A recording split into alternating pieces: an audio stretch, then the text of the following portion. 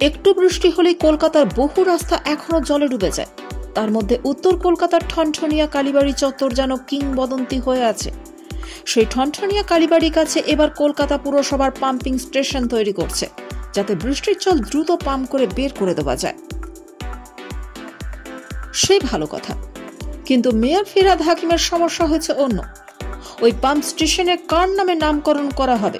নেতাজি সুভাষচন্দ্র বসুর নামে নাকি রাজা রামমোহন রায়ের নামে? স্বাধীনতা পূর্ব সময় কলকাতা পুরসভার মেয়র ছিলেন সুভাষচন্দ্র বসু, 1930 থেকে 1931 সাল। মাত্র 1 বছরে মেয়র ছিলেন নেতাজি, কিন্তু সেই স্বল্প মেয়াদেও অনেক কিছু করার চেষ্টা করেছিলেন। একবার ভারী বৃষ্টিতে ঠনঠনিয়ায় জল জমেছিল।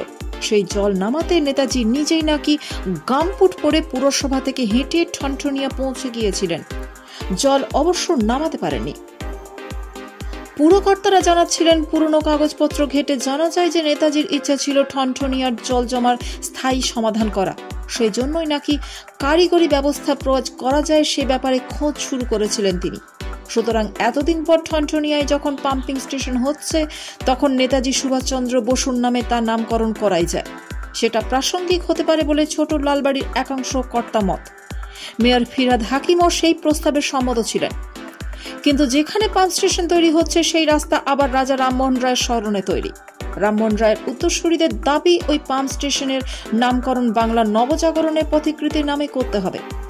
তাদের মতে উত্তর কলকাতার ঠনঠনিয়া কালীবাড়ি এলাকা যত না নেতাজির স্মৃতি বিজড়িত, তার তুলনায় অনেক বেশি রামমোহনের স্মৃতি মাখা।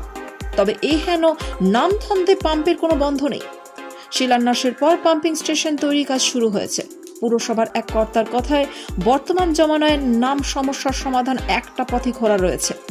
মনে হয় না বর্তমান মেয়র ফিরহাদ হাকিম নাম বিতর্কে জড়াতে চাইবেন। শেষমেশ এই বল গড়াবে নবান্ন পর্যন্ত। হয়তো মুখ্যমন্ত্রী ঠিক করে দেবেন কার নামে হবে পাম্পের নামকরণ।